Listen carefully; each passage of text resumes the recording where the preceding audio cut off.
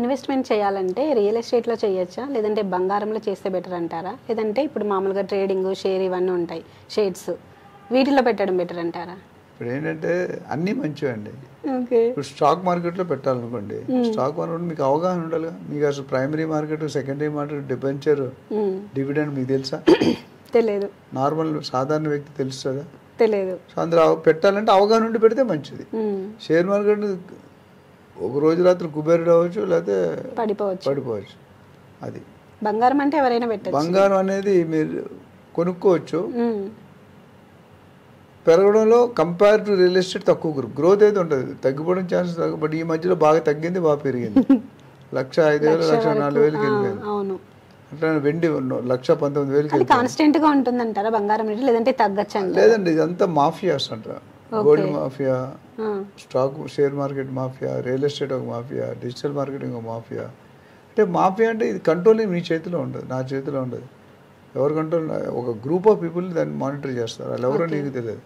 చిన్నప్పుడు అమ్మగారు మీరు ఏదైనా తప్పు చేశారు అనుకోండి, ఆ నలుగురు ఏమనుకుంటారు అలా చేస్తూ ఉంటాడు. ఆ నలుగురు ఎవరు నాకు తెలియదు, మీకు తెలుసా? దీని తెలియదు సార్ నాకు కూడా. నేను చాలాసార్లు ఆ నలుగురు అంటే మన పేరెంట్స్ ఎక్కువ వాడతారు. అలా చేయకు బాబు, అలా చేయకూడదమ్మా, రాత్రిపూట. దీని గురించి మనకి లక్కీ భాస్కర్ ఈ మధ్య మూవీ వచ్చింది, అందులో చెప్పారు సార్ ఇలా ఈ నలుగురు గురించి. వెనకాల మనకి ఎలా అమౌంట్ ని మనం వైట్ మనీగా చేసుకోవచ్చు, బ్లాక్ మనీని, ఇదంతా అందులో చూపించారు. చూసారా? చూసాను. ఆ సినిమాలో పాయింట్ ఏంటంటే వాళ్ళ నాన్న చెప్పినట్టు ఆగాడు కాబట్టి బతికిపోయాడు. అవునవును. లేకపోతే జైల్లోకి వెళ్ళిపోతాడు.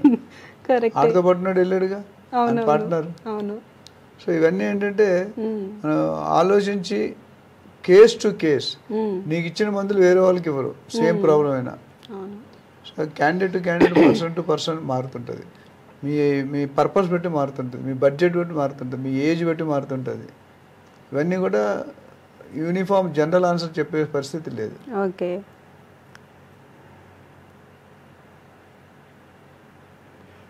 ఇప్పుడు మిడ్ రేంజ్ ఇన్వెస్టర్స్ అంటారు, వీళ్ళు ఏ స్థలంలో పెట్టుబడి పెడితే బాగుంటుంది అంటారు? ఇప్పుడు మీరు సింపుల్ రూల్ చెప్తానండి. సిటీలో పెట్టుకోవాలంటే కాస్ట్ పెట్టుకోవాలి, తక్కువలో పెట్టుకోవాలంటే దూరంగా పోవాలి. ఓకే. ఇప్పుడులో ప్లాట్ కొనుక్కోవాలి అంటే బంజారా హిల్స్ 4 లక్షలు పెట్టి 10 గజాలు ఎంతో 40 లక్షలు అవుతుంది. ఓకే. 100 గజాలు 4 కోట్లు అవుతుంది. మనం కొనుక్కోలేం. మన దగ్గర ఉండేది 40-50 ఉంటుంది. అంటే సిటీ నుండి ఓఆర్ఆర్ నుండి RRR మధ్యలో ఎక్కడైనా పెట్టుకుంటే బెటర్. తక్కువ రేట్లో కొనేది ఎక్కువ అప్రిషియేషన్ అవుతుంది, ఎక్కువ రేట్లో కొనేది తక్కువ అప్రిషియేషన్ అవుతుంది. ల్యాండ్ రేట్లు ఎందుకు పెరిగిపోతున్నాయి? మన ఇన్ఫ్రాస్ట్రక్చర్ చాలా బాగుంది హైదరాబాద్లో.